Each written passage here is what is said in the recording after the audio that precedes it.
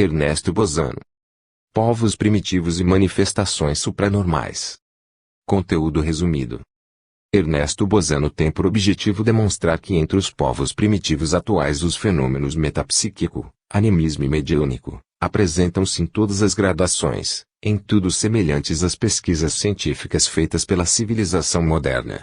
Vão desde fenômenos físicos como movimento de objetos sem contato algum, ruídos insólidos, estrondos, levitações, transfigurações, materializações, até a fenomenologia prevalentemente psíquica como a transmissão do pensamento, a telepatia, a clarividência no presente, no passado e no futuro, o desdobramento, a forma humana esférica, a aparição de mortos, as comunicações com os desencarnados e suas respectivas formas de exteriorização, clareaudiência, possessão, voz direta.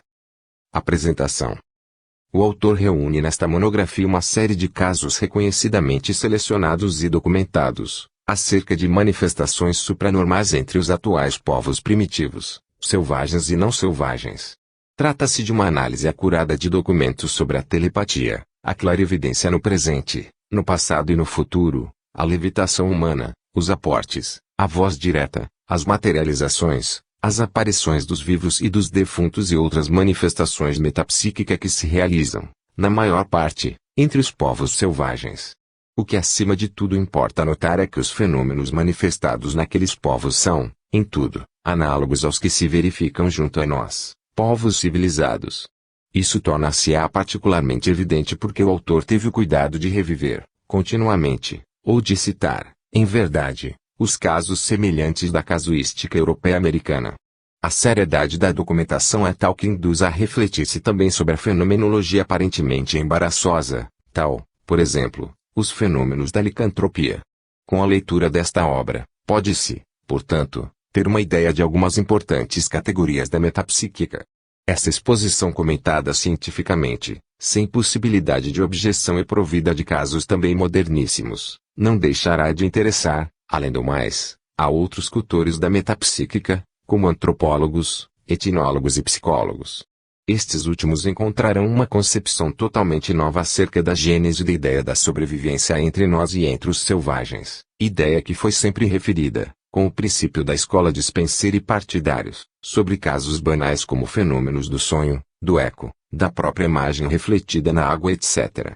Entretanto, na realidade, ela tem origem nos fatos controlados e indiscutíveis como são os fatos metapsíquicos que se realizam entre os povos selvagens de maneira idêntica como entre nós.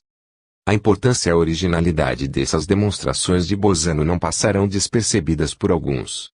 Elas assinalam o início de uma concepção totalmente nova nos confrontos da antropologia psicológica. Gastone de Bugny. Prefácio. Vida e obra de Ernesto Bozano no cinquentenário de sua atividade metapsíquica. No presente ano, 1941, ocorre o cinquentenário da atividade científica de Ernesto Bozano, um dos mais sagazes, ativos, eruditos e geniais cultores da metapsíquica, numa palavra, o pioneiro desta ciência. Exatamente por isso, pensei que o melhor modo de honrar esta sua bodas de ouro de estudioso, seria o de publicar, numa série de volumes, a coletânea de suas monografias que tão meritória fama lhe causaram em todo o mundo.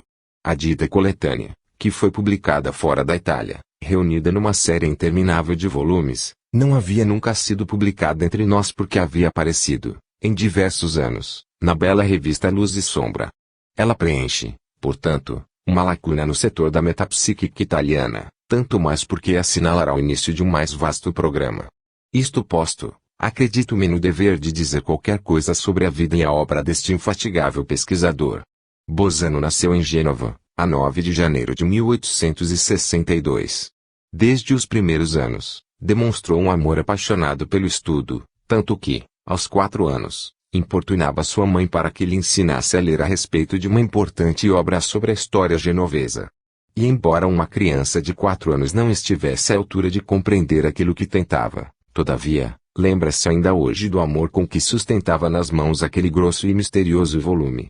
Foi mandado para uma escola técnica, mas embora fosse evidente sua vocação para aprender, seu pai impediu de estudar. Muitas foram suas lágrimas, mas a paixão de saber não se extinguiu, pelo contrário, Aguçou-se sempre mais e o firme propósito de conseguir igualmente a formação de uma grande cultura e de tornar-se alguém na vida, fez-se uma lei para aquele rapaz. Principiou, como muitos jovens, com um período literopoético, publicando até 2 livrinhos de versos sob o pseudônimo de Ligúrio Itálico. Mas não tardou a sobrevir nele, irresistivelmente, a necessidade de tudo investigar, de tudo saber, literatura, filosofia, psicologia, fisiologia, astronomia, geologia, paleontologia e todas as ciências naturais em geral constituíram o estudo assíduo da sua juventude até a idade de 30 anos. Sua paixão literária teve início na idade dos 12 anos e, embora muito jovem, prosseguiu sistematicamente nesse estudo. Leu, com imenso amor, uma história da literatura italiana, a de Maffei, dirigindo sua educação para essa disciplina e iniciou com o estudo dos Trecentistas, que se punha a ler na biblioteca da Universidade de Gênova, tornada por muitos anos o seu domicílio. E, assim, por meio dessas leituras, prosseguindo de século a século, com um método que não padecia objeção, foi formando-se nele uma grande erudição literopoética. Profunda impressão provocaram em seu ânimo as leituras do Jerusalém Liberata, d'Ossian, na tradução magistral de Cesarotti, da Feroniade de Vincenzo Monti. Desse modo, passaram pela sua mente todos os nossos maiores poetas e literatos, desde os primeiros dos nossos grandes até Parini, Foscolo, Monti, Justi, Aleardi, D'Annunzio. Tendo lido também nas traduções de Maffei e de Zola os poemetos de Lord Byron, que o haviam entusiasmado, decidiu empreender o estudo da língua inglesa, cujos primeiros rudimentos havia aprendido na escola técnica. E dedicou-se com tal ardor ao estudo dessa língua que, depois de apenas 4 meses, estava em condições de ler e compreender muito bem os célebres poemetos. Do mesmo autor, leu em seguida o Manfredo, drama fantasioso, realístico, pujante e o Don Giovanni, poema de satânicos contrastes, 2 criações que lhe causaram grande impressão e que centuplicaram sua admiração por aquele grande gênio. Vem depois a vez de Milton, Shelley, Moore e de Shakespeare. Deste último fez um estudo tão aprofundado que o pôs em condições de ler correntemente os dramas pujantes na língua fora de uso para ele. Como eu já disse, também os estudos científicos fascinaram-no desde os primeiros anos de Bolzano. De fato, já na idade de 15 anos, seu interesse foi atraído para as grandes ciências, naquela ocasião do início de formação, como a astronomia, a paleontologia, a psicologia e a filosofia científica. Mas, sobre todas as coisas, um grande problema o prendia e o fascinava, sua convicção íntima do problema do ser, do mistério da vida, do mistério da personalidade humana, do porquê da existência. Desse modo, veio implantando-se para Bolzano um período de tempo que pode chamar-se o seu decênio filosófico e que vai de 1882 a 1892. Ao longo desse decênio, procurou penetrar no pensamento dos maiores filósofos, de Platão a Hegel, de Descartes e Lotze a Rosmini e Gioberti, mas essas longas e laboriosas indagações no domínio da filosofia nada lhe trouxeram de concreto, assim ele entrou, mais do que nunca, no abismo da dúvida. A sua primeira rebelião de não crer por um ato de fé, acrescentou-se uma segunda, com a qual rejeitava em massa todos os postulados metafísicos sustentados no vazio e equiparáveis, em tudo e por tudo, aos verdadeiros e mesmos atos de fé no ambiente filosófico. Volta-se, então, para a filosofia científica, em sucessão ininterrupta e com um ardor mais do que apaixonado, leu, releu e anotou, do início ao fim, as obras dos seus luminares, de Buchner, Moleschott, Vogt, Feuerbach, Haeckel, Huxley Comte, Taine, Gial, Lidantek, Morcelli, Sergi Adigo, extraindo os postulados positivistas da pesquisa científica para, em seguida, compará-los com os seus e organizá-los numa síntese negativista formidável. Mas o estudo filosófico que exerceu, desde o primeiro momento, o maior fascínio na mente de Bolzano foi o do sistema de Herbert Spencer, o grande filósofo inglês que ele considerava como o Aristóteles dos tempos modernos.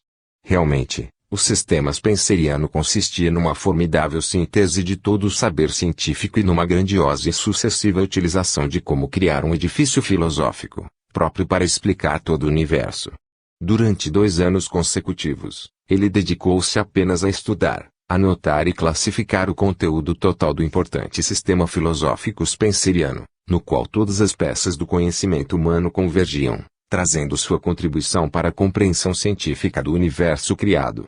Aconteceu que o tormentoso problema do ser pareceu resolvido para o nosso autor, e a resolução podia ser resumida nestas palavras: o positivismo mecanicista de Herbert Spencer era a verdade de Bosano investigada com tão apaixonada tenacidade. Daquele momento, ele transformou-se no apóstolo do seu ídolo, polemizando com qualquer um que ousasse duvidar dos postulados mecanicistas daquele gigante do pensamento, ganhando, por causa dessa sua atividade, o título de Spenceriano da Itália. Desse modo, a tal ponto Bosano tornou-se positivista convicto que parecia, no seu critério, inverossímil que pudesse existir uma pessoa culta, dotada de uma medida normal de senso comum, que desse crédito à existência e à sobrevivência da alma. E não se limitava apenas a pensar desse modo, mas escrevia também artigos apaixonados e audaciosos na sustentação de suas convicções. Entretanto, o grande ano que determinaria toda a futura orientação de sua vida, entre um livro filosófico e outro, estava se avizinhando. Devia ser 1891. Nesse mesmo ano de 1891, recebeu uma carta do professor Ribot, diretor da Revue Philosophique, no qual informava que havia recebido uma nova revista intitulada Annales de Ciências Psíquicas, da qual era promotor o professor Charles Richet, grande fisiólogo francês, e como diretor o Dr. Darieux. O professor Ribot exortava a ler atentamente o conteúdo e a manifestar seu parecer sobre o assunto, pois que se tratava de um novo ramo de pesquisa psicológica, tendente a demonstrar a possibilidade de que o pensamento fosse transmissível à distância, de cérebro para cérebro. Contudo, a leitura dos primeiros fascículos da revista em causa produziram uma desastrosa impressão no seu critério de positivista intransigente, pois parecia-lhe um escândalo científico que certos representantes da ciência oficial discutissem seriamente a transmissão do pensamento de um continente a outro, a aparição de fantasmas telepáticos de natureza verdadeira e de casos reais de infestação. Seus conceitos, já profundamente erradicados, de positivista materialista, impediam-no de assimilar a nova verdade, embora esta última resultasse estar fundamentada sobre dados de fatos que não padeciam objeção. E assim aconteceu que lhe escrevesse uma carta de fogo ao professor Ribot, declarando insensato o conteúdo da nova revista e expressando sua admiração pelo fato de que estudiosos que possuíam um nome no campo científico, acreditassem em semelhante mentira. Eis que quando seu ânimo de indagador havia se aquietado, em razão de estar persuadido de ter resolvido o problema, apareceu na Revue Philosophique um longo artigo do professor Rosenbach, de Petersburgo. Nele o autor lançava-se com violência contra a intrusão do novo misticismo na arca santa da psicologia oficial, explicando, ao invés, os fatos novos com a hipótese alucinatória, combinada com uma fortuita coincidência, imaginação exaltada e outras desse gênero. Mas essa refutação do professor Rosenbach pareceu-lhe, de repente, um tanto deficiente e insustentável, e produziu em seu próprio ânimo efeito contrário àquele que fora proposto pelo autor do artigo em questão. Entretanto, no fascículo seguinte da Revue Philosophique, mostrou-se favorável a um artigo do professor Charles Richet, no qual eram rechaçadas, ponto por ponto, as afirmações e considerações erradas do professor Rosenbach, artigo que serviu para reforçar muito a sua convicção sobre a realidade dos fatos e sobre o grande mistério que envolvia as manifestações. Foi esse o fato que fez Ernesto Bosano compreender que, se a argumentação para uma oposição à nascente nova psicologia era do professor Rosenbach, então tinham mesmo razão os outros, visto como esses últimos valeram-se de fatos, enquanto os primeiros opunham aos fatos somente uma argumentação negativista e nada mais. Um imenso problema a resolver apareceu então diante de Bosano. Tratava-se, nada mais nada menos, de enfrentar, sob bases absolutamente novas na história de todos os tempos, o problema da alma, da morte, da sobrevivência. Ele, como filósofo, uma vez tomando consciência de que o problema podia ser seriamente situado, não podia também, nem de longe, pensar em negligenciá-lo. O grande enigma devia ser resolvido, fosse embora nos termos permitidos pelas limitações humanas, em toda sua extensão e profundidade. O dado já estava arriscado. Naquele momento, ano de 1891, inicia-se o grande e fecundo trabalho do nosso autor, por meio do qual, através de 50 anos de pacientíssimas pesquisas, conseguiu demonstrar, sob dados de fato sem possibilidade de objeção, a sobrevivência humana e a comunicação dos mortos com os vivos. Naquele mesmo ano aparece, por obra de Marillier, a tradução francesa do livro Fantasmes of the Living, Fantasmas dos Vivos, levando o título modificado de Alucinações Telepáticas. Foi justamente essa obra, constituída de uma porção enorme de casos escolhidos e documentados com seriedade sem precedentes por Gurney, Mieres e Podimori, que acabaram por convencer Bozano da real existência dos fenômenos telepáticos. O primeiro passo estava dado. Mas sua fé de positivista a materialista não fora ainda suficientemente abalada, pois a explicação científica dos fenômenos telepáticos, segundo a qual tinham origem nas vibrações do pensamento que viaja ao infinito em ondas concêntricas, satisfazia suficientemente o seu critério de neófito. Com essa concessão, porém, como Bozano mesmo me escreveu, ele tinha inconsciente, mas efetivamente, penetrado de uma vez na sua via de Damasco, pois que essa primeira concessão feita ao assunto da fenomenologia supranormal, havia-o fatalmente encaminhado a um novo setor de pesquisa, que deveria conduzi-lo em direção diametralmente oposta do positivismo materialista que ele havia professado com tanto entusiasmo e tenacidade.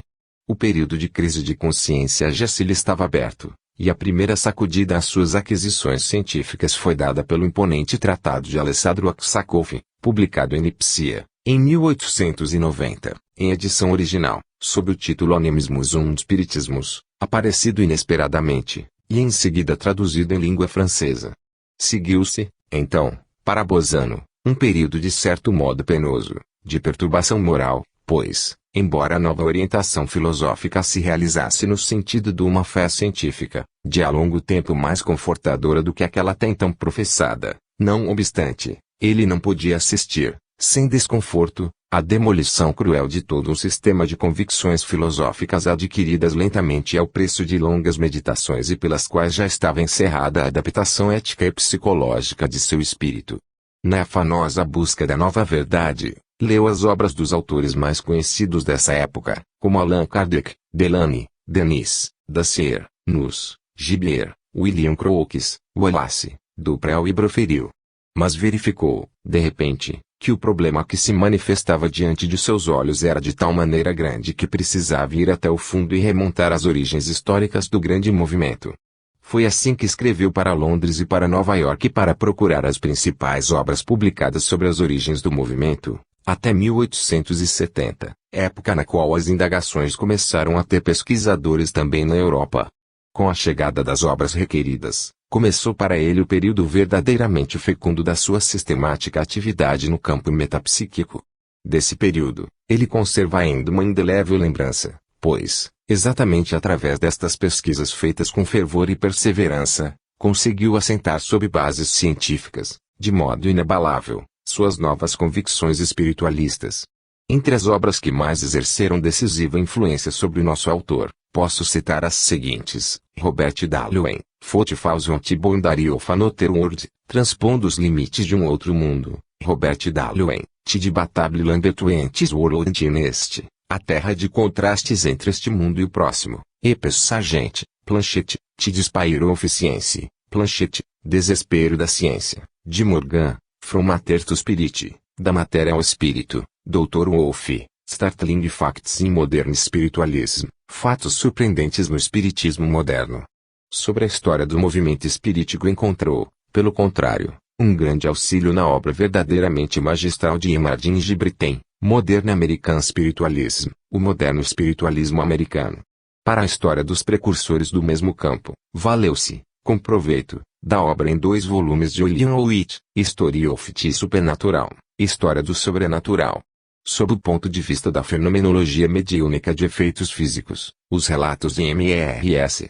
Speer sobre as famosíssimas sessões experimentais com William Stanton Moses, anos 1892 a 1893, da revista Lead, relatos preciosíssimos, mas que nunca vieram à publicação em volumes, nem mesmo na Inglaterra, foram os que exerceram a maior eficácia sobre as suas convicções com a respeito à intervenção indubitável dos mortos também nos fenômenos de ordem física do mediunismo superior.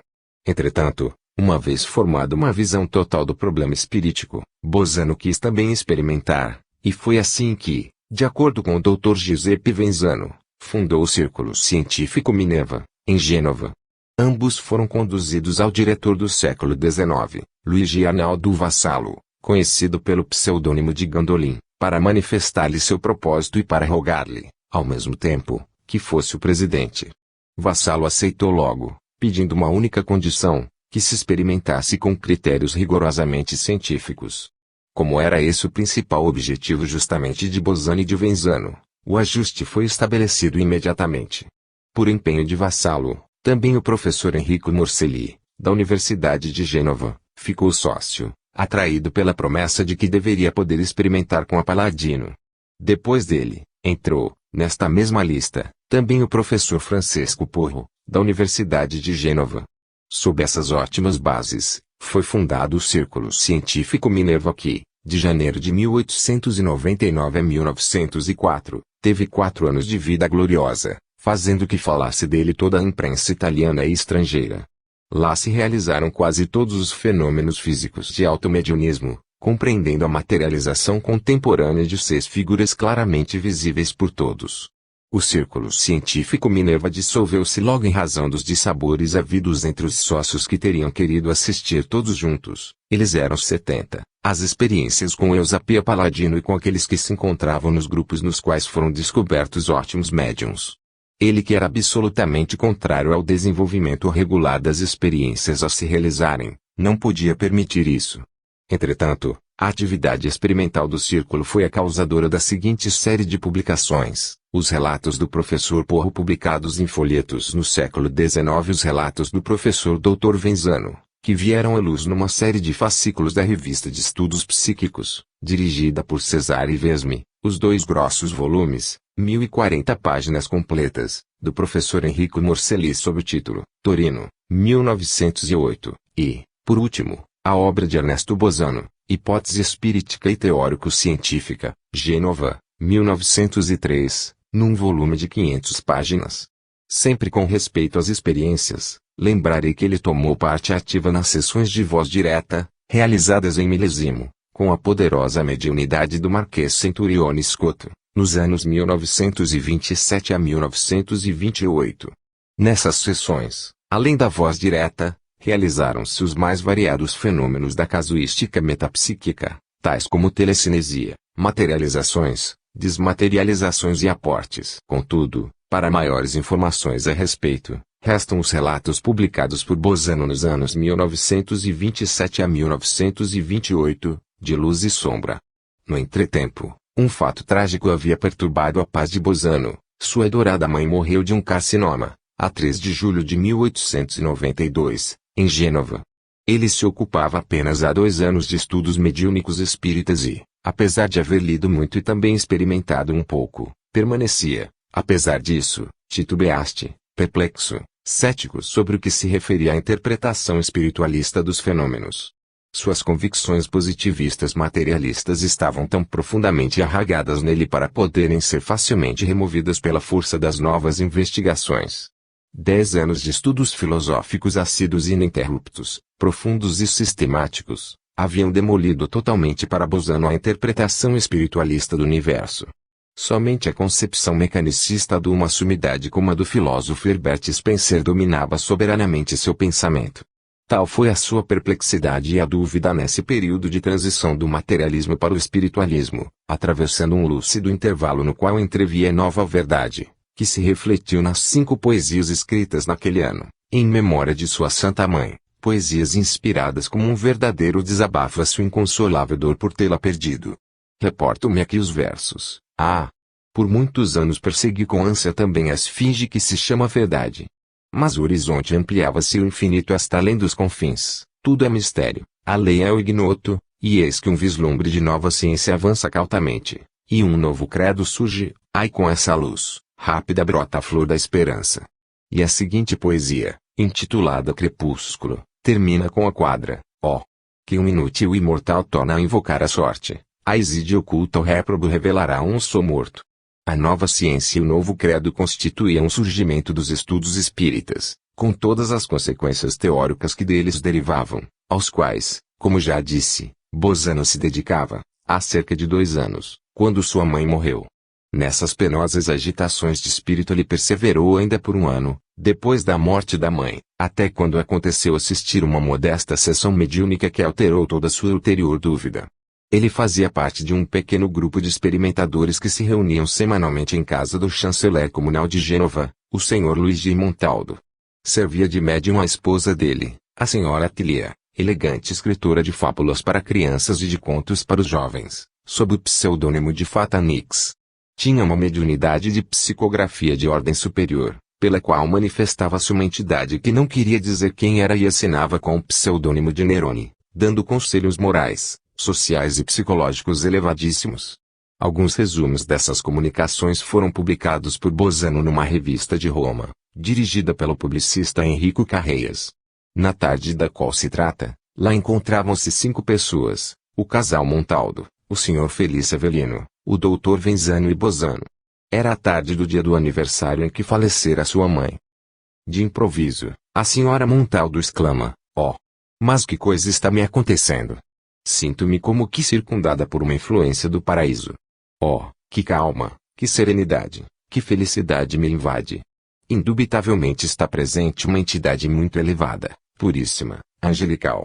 E, assim dizendo, começou a escrever poucas palavras que, com um impulso automático, dirigiu a Bosano.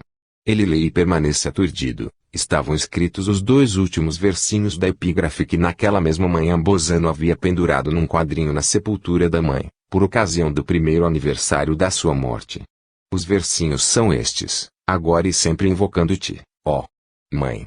Sua comoção não teve mais limites. Sentia, ou melhor, tinha absoluta certeza de que, ao seu lado, achava-se sua mãe. Mas há outra coisa. Naquela época, ele estava com o ânimo muito opresso com os desgostos sérios e íntimos, tão íntimos que não lhe foi possível externá-los na presença do grupo. A única criatura que teria podido ser uma boa conselheira era a mãe. Experimentou dirigir-lhe uma pergunta mentalmente e eis que obteve imediatamente a resposta, formulada porém, em tais termos, que somente ele, Bosano, podia compreender o sentido, como frequentemente sucede nas sessões mediúnicas quando a entidade comunicante não quer revelar aos outros, mas apenas ao consulente, um fato íntimo ou um segredo. Mais do que nunca, comovido e trêmulo, dirigiu uma invocação mental sobre um conselho. Este foi rapidamente dado e foi de tal forma que o levou a supor não haver nenhum equívoco. Depois do que foi ditado: "Estou contente contigo. Continua no nobre caminho em que sei que te engajastes.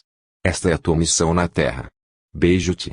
Foi este o pequeno acontecimento pessoal que dissipou para sempre as suas dúvidas filosóficas, dúvidas que persistiram, embora profundamente conspurcadas, não obstante o preparo metapsíquico dos 2 anos precedentes, 1891 a 1893. A propósito da frase, "Esta é a tua missão na Terra", pronunciada pela entidade afirmando-se mãe de Bosano, quero recordar um curioso episódio biográfico.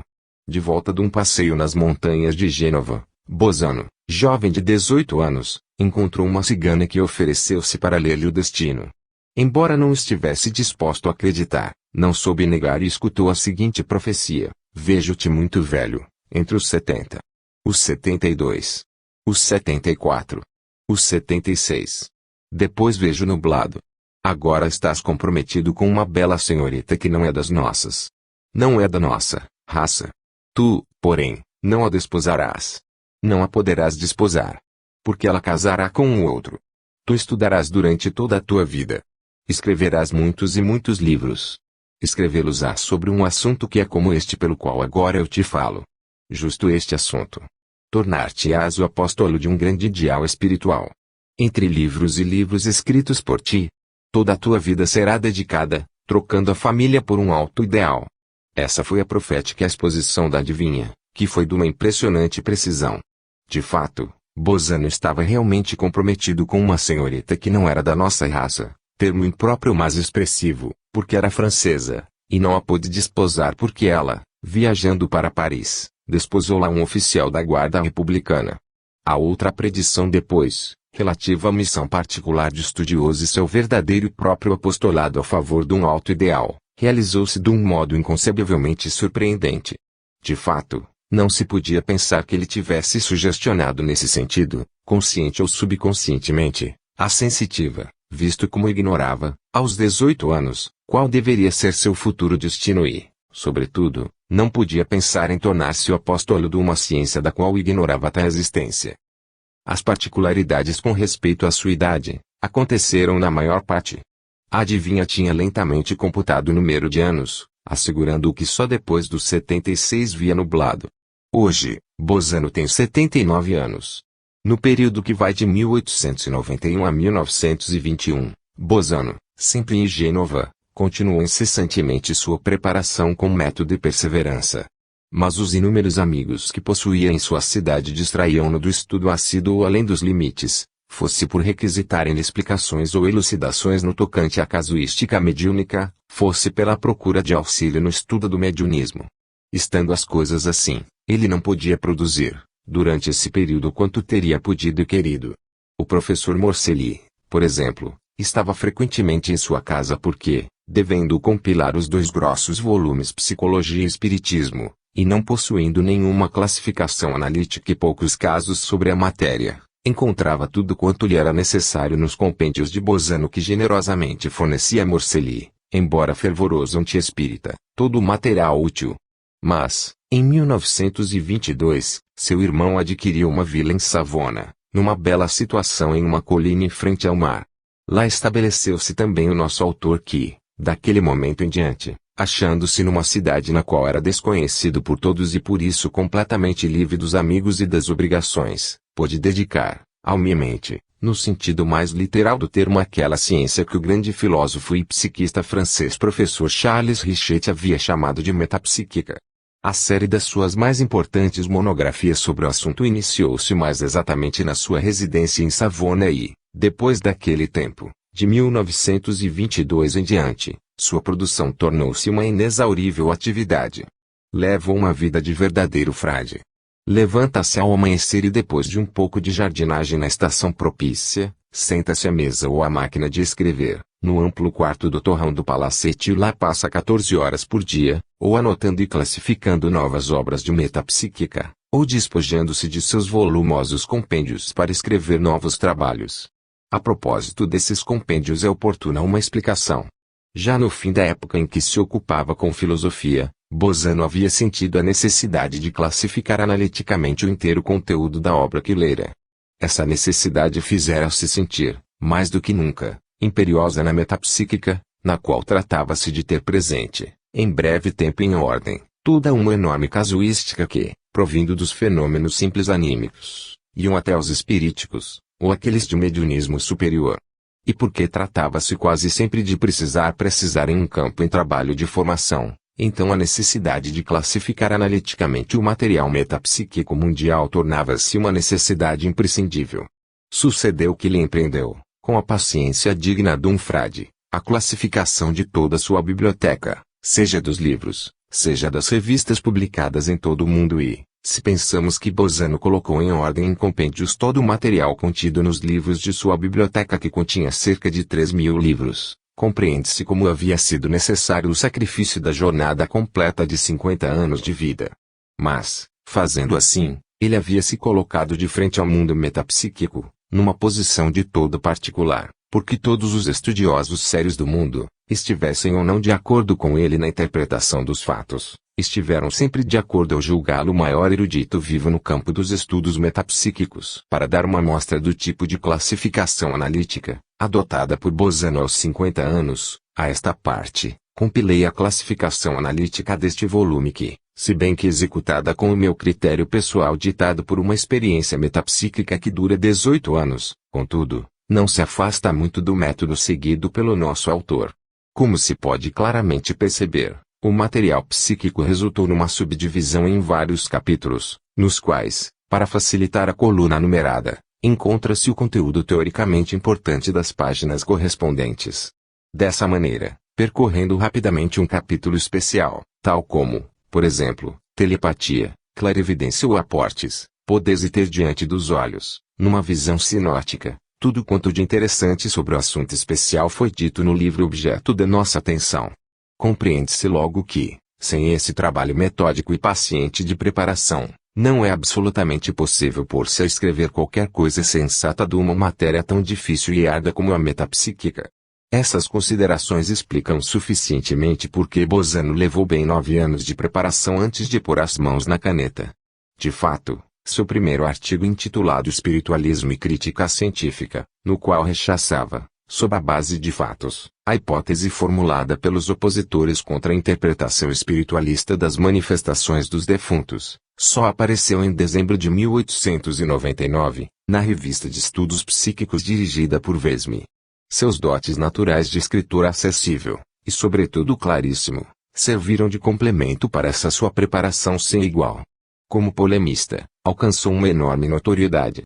Basta recordar sua polêmica com o professor Enrico Morselli em seguida a publicação de sua grande obra em 2 volumes Psicologia e Espiritismo, com o Dr. William Mackenzie, provocada pela publicação de seu livro Metapsíquica Moderna, com o professor R. Lambert, em seguida a sessão de voz direta de Milesimo, tida com o Marquês Centurione Scotto, e finalmente, aquela famosa com René Sudre, em seguida a publicação do livro Introduction à la Metapsychique Humaine. Para responder a este último, fê-lo com um livro de 238 páginas que saiu em Nápoles, em 1927, com o título, Pela Defesa do Espiritismo. Porquanto nos tenhamos posicionado na questão histórica e não polêmica, limito-me, com essa indicação, a não querer entrar no mérito dos argumentos discutidos. Não é absolutamente possível dar uma lista da produção de Bosano, pois que se trata de centenas e centenas de artigos espalhados pelas revistas metapsíquicas publicadas em todo o mundo. Mas, se for feito o cálculo com o lápis na mão, resultam as seguintes cifras: 5.000 páginas em 8 livros e monografias e outras 5.000 páginas de artigos variados e pequenos estudos em monografias. Publicando-se toda a superalminia, quanto quis o professor Richetti insistindo para que isso fosse feito na Itália, numa série de volumes do formato atual, haveria um número bastante próximo de umas 15.000 páginas. É preciso convir que se trata de um número respeitável. O seu renome mundial caminha para e passo com o aparecimento de suas monografias que foram publicadas na revista italiana Luz e Sombra, dirigida pelo professor Angelo Marzorati. Dita revista mudou o nome para Pesquisa Psíquica quando assumiu a direção o professor Antonio Bruers, que se difundiram imediatamente no mundo, traduzidas em quase todos os idiomas. O leitor espantar-se-á talvez ao saber que Bosano tornou-se um dos escritores italianos mais traduzidos e conhecidos no mundo. Eis aqui uma rápida vista de olhos. O primeiro da lista é o Brasil, com a tradução em língua portuguesa de todas as suas monografias e de todos os seus artigos publicados nas revistas metapsíquicas italianas, inglesas e francesas. Em segundo lugar, vem a Espanha, na qual foram, por sua vez, traduzidos todos os seus livros. O curioso é que dentre eles alguns foram traduzidos em língua catalã, que é a língua da Catalunha separatista. Em terceiro lugar, vem a França, com a publicação de seus volumes difundidos pelos maiores editores, sem contar os artigos originais da Revista Espírita, a Revista Metapsíquica e Psíquica. Em quarto lugar, vem a Inglaterra, com alguns alentados volumes, assim como um enorme número de artigos, também originais, na Revista Licht, Psychic News e Worlds. Em quinto lugar, vem a Alemanha, com muitos volumes traduzidos, um dos quais sob o título Fenômenos de Infestação, que teve um verdadeiro e especial sucesso de livraria. Vem depois a Holanda, a Romênia, a Grécia e a Iugoslávia com as traduções em sérvio. Para que se tenha uma ideia da notoriedade que Bosano conquistou no mundo, limito-me a lembrar que, no Brasil, a revista Psíquica chamou de o São Paulo da nova ciência da alma e que na Alemanha, o Dr. Emílio Mathezen, o grande e infelizmente falecido escritor alemão de metapsíquica, era chamado o Bosano da Alemanha, pelo que glorificava-se desse título. Mas, passo a passo em que a celebridade de Bosano difundia-se no ambiente metapsíquico mundial, cada vez mais vinha aumentando o número de cartas que lhe chegavam de todos os recantos do globo. Como ele pôde me dizer muitas vezes, isto ia para ele uma verdadeira calamidade, porque ia responder, como era seu hábito fazer, umas 200 cartas por mês. É sempre uma empresa estafasta e pesada, tanto mais que muitas daquelas cartas provinham de filósofos, ou literatos, ou cientistas, ou, seja como for, personalidades eminentes nos vários campos do conhecimento humano e tratar de dar respostas, em tantas páginas, muito meditadas, datilografadas, pode-se afirmar que eram verdadeiras monografias. Os próprios metapsiquistas escreviam-lhe solicitando informações sobre livros ou assuntos particulares, certos de que uma resposta do grande erudito dessa ciência chegaria logo. Outras cartas, ao invés, provinham de pessoas humildes e desconhecidas, atormentadas, vindas de uma mãe, ou um pai, ou uma esposa angustiada pela perda de uma pessoa querida. Todas estas cartas consistem em pedidos de auxílio e demonstram que os nossos queridos não estão abandonados na estrada da vida, mas que vivem e que poderemos um dia revê-los. Ele foi realmente o consolador de milhares de almas aflitas e também estava desejoso de prestar contas, no lado científico, da sobrevivência humana. Sua principal atividade de escritor foi dedicada à bela revista italiana Luz e Sombra, da qual é oportuno falar um pouco de sua história. O industrial milanês com Achille Briochi, nascido no já distante 1860, encontrou-se, em Milão, com Angelo Marzorati, em 1899, logo depois de ter sido atingido por uma grande desgraça, a morte da esposa. Estando os dois unidos pelo mesmo ideal de afirmação da espiritualidade da alma, de ser investigada sob bases positivas, fundaram a revista, cujo primeiro número apareceu no Natal de 1899. A Marzorati foi entregue à direção, enquanto o benemérito Briochi assumia a presidência e não apenas o ônus da manutenção material da fundação. Essa proteção a um ideal, que só atingiu após 40 longos anos, permitiu a constituição e a vida de um instituto de estudos psíquicos, até hoje em atividade, e que, muito conhecido na Itália e muitíssimo no exterior, honrou o nome de nosso país fora das fronteiras porque se referia a esse campo de pesquisa. De 1900 a 1931, ano de sua morte, Marzorati foi diretor da revista e teve como colaborador e redator-chefe o professor Antonio Bruers, hoje secretário da Academia da Itália. Estudioso, com grande cultura filosófica, cujos escritos, reunidos agora num volume impresso pela editora Zanichelli, com o título A Pesquisa Psíquica, foram sempre marcados pelo estudo das consequências particulares que a nova ciência introduzia no domínio filosófico. Morto Marzorati, a direção foi assumida por Bruers, que mudou o velho glorioso nome de Luz e Sombra por esse tecnicamente moderno de A Pesquisa Psíquica. Mas, em 1934, chamado para outros encargos, deixou nas mãos de Briochi a direção da revista, que continuou regularmente as suas publicações, sob a direção do A. Fede Paronelli, redator-chefe. Foi exatamente pela inexaurível atividade de Paronelli que Briochi pôde instituir uma série de conferências de caráter espiritual, fosse na sede do próprio instituto, fosse no Círculo Filológico de Milão, entre os assinantes que de 300 elevaram-se para 1000. A colaboração de Bosano à revista Luz e Sombra, a pesquisa psíquica iniciou-se em fevereiro de 1906, com o primeiro fascículo da monografia Aparição de Mortos no Leito de Morte, e continuou ininterrupta até setembro de 1939, ano em que, por causa das exigências da guerra, as publicações foram suspensas. O número de páginas escritas por ele, nos 34 anos da revista, dizem da importância de sua colaboração. Esse montante, de fevereiro de 1906 a setembro de 1939, foi de 3.702 páginas. O estouro da Segunda Grande Guerra, com a consequente limitação do intercâmbio cultural, não diminuiu inteiramente sua atividade de escritor. Assim, não recebendo mais livros nem revistas, decidiu empregar seu tempo numa empresa verdadeiramente grandiosa e bem mais pesada. Foi o refazimento total e a ampliação de suas velhas monografias publicadas, na maior parte, em revistas, na Itália, especialmente na Luz e Sombra, a pesquisa psíquica, com o fim de adiá-los segundo as exigências dos tempos atuais.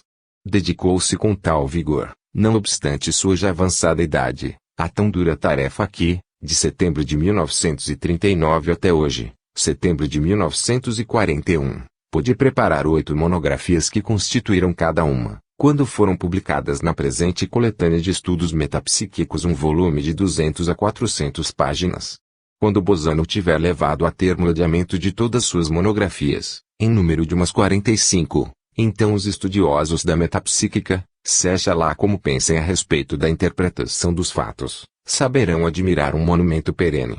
Proponho-me, com a presente coletânea de estudos metapsíquicos, justamente esse preciso objetivo conseguido, embora limitadamente, pelas atuais e futuras contingências da guerra.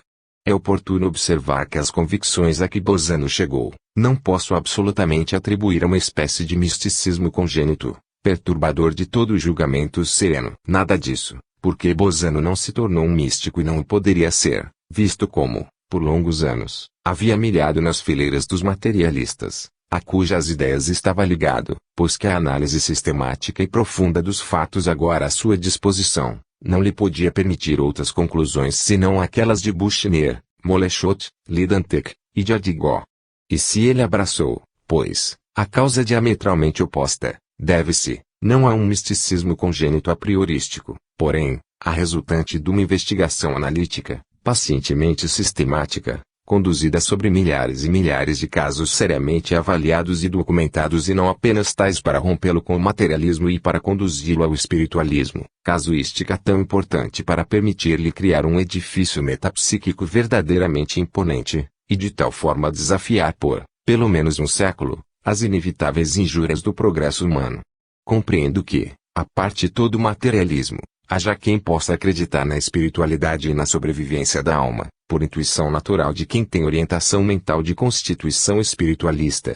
Mas hoje, as exigências da mentalidade moderna são geralmente tais que requerem a demonstração lógico-experimental de uma disciplina qualquer. Igual exigência se fazia sentir também pela demonstração da sobrevivência humana, tanto mais que a filosofia não teve inteiro êxito para trazer à humanidade pensante uma segura certeza sobre nosso destino futuro, tarefa grandiosa essa que devia pesar sobre a nova ciência da alma, a metapsíquica, que, sob a base dos fatos e do resultado lógico-analítico, teve êxito, pela primeira vez, na história do progresso e do pensamento humano, em colocar diante do homem a prova segura da continuidade de sua vida no ambiente espiritual.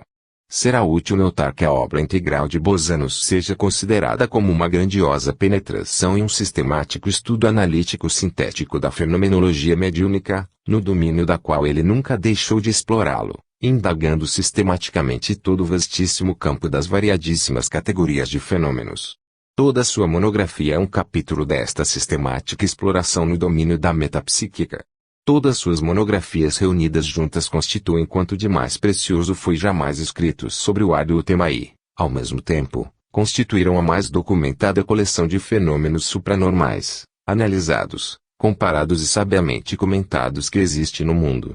Só uma categoria metapsíquica que até hoje ele não fez objeto de uma monografia particular é a categoria dos fenômenos que versam sobre condição da vida no ambiente espiritual, embora se possa ler as menções no volume A Crise da Morte nas descrições dos mortos comunicantes que logo farei publicar, ou melhor, ele já havia aprontado todo o material para tratar desse tema, mas um dia, desanimado com a aversão demonstrada por vez-me a respeito, jogou tudo no fogo, sendo de opinião de que os tempos não estavam ainda maduros.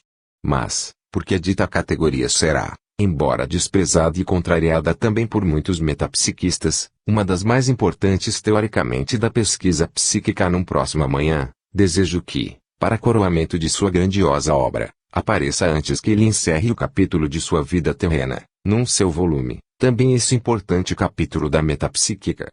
50 anos de pesquisas perseverantes e ininterruptas no domínio da metapsíquica permitiram ao Bozano uma penetração no assunto que nenhum outro estudioso pôde fazer.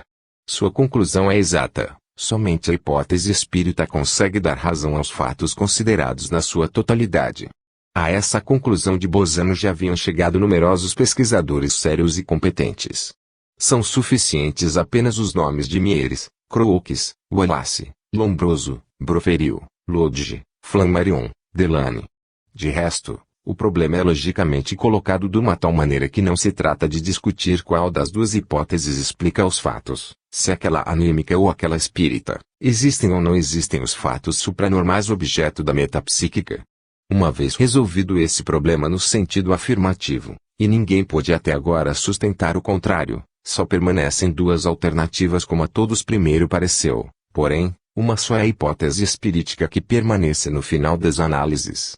De fato, admitindo, outro sim, que se queria dar razão à total fenomenologia mediúnico-espírita, recorrendo às hipóteses anímicas, segundo as quais tudo quanto acontece é o resultado de faculdade transcendente incita na subconsciência humana e emergente ocasionalmente, também admitindo isso, nada mais se fará do que chegar-se à hipótese espírita por um caminho mais longo, ao invés de ir diretamente, visto que, se a faculdade incita na alma humana é a tal ponto portentosa para se poder conhecer o presente, o passado e o futuro, e ser necessariamente onisciente, onividente e onipotente, então isso significa admitir para a alma os mesmos atributos do que são concedidos na interpretação espiritualista dela. Se ela é onipresente, onividente e onipotente, então, será também espiritual, independente do organismo físico, imaterial, imortal. Com isso saber-se-á ter chegado igualmente ao ponto que se desejava justamente excluir, demonstrando indiretamente que, se uma alma com esses requisitos existe, como é admitido na hipótese anímica, então nada proíbe que ela sobreviva e que seja a própria sobrevivente que se manifesta. Tudo isso sem contar a enorme incongruência lógica contida na hipótese anímica, incongruência capaz de fazer abalar todo o edifício por ela construído e que pode ser expressa nos seguintes termos: se a alma é, por hipótese, partícipe dos atributos divinos da onipresença, da onividência e da onipotência, atributos que se os concede somente para não admitir que são os mortos que se manifestam, então, como pode ela conhecer tudo, menos uma só coisa que é exatamente ela mesma a causa dos fenômenos que, fraudulentamente, atribuem-se aos mortos?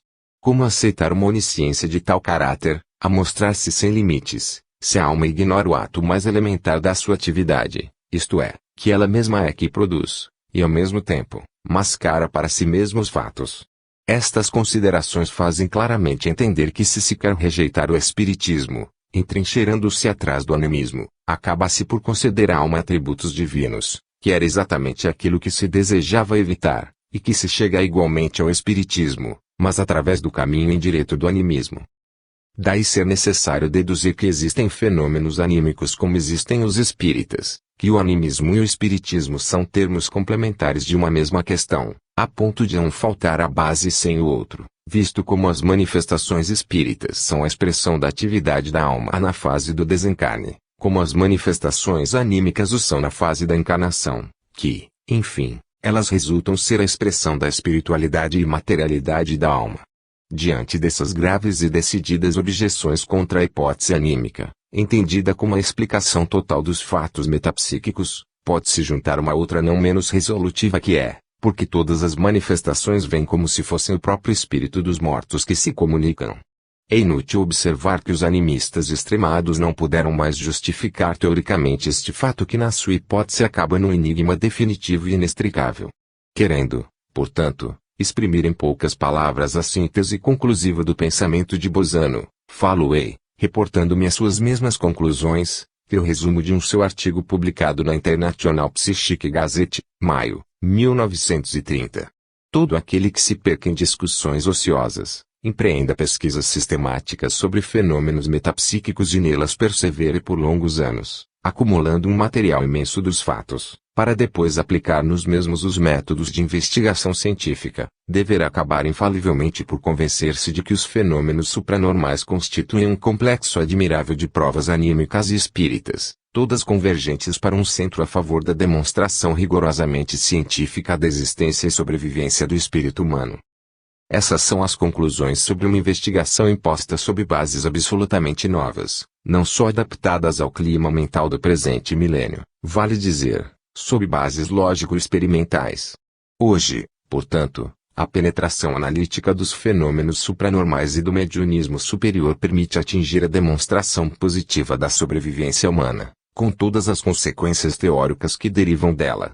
Nesse sentido está compreendida a obra completa do pioneiro e apóstolo Ernesto Bosano, oferecida à Itália e ao mundo intelectual, em 50 anos de incessante e apaixonada atividade, obra que permanecerá no tempo a serviço dos futuros investigadores da metapsíquica que o professor Charles Richet não hesitou em definir como a rainha das ciências e a grande esperança.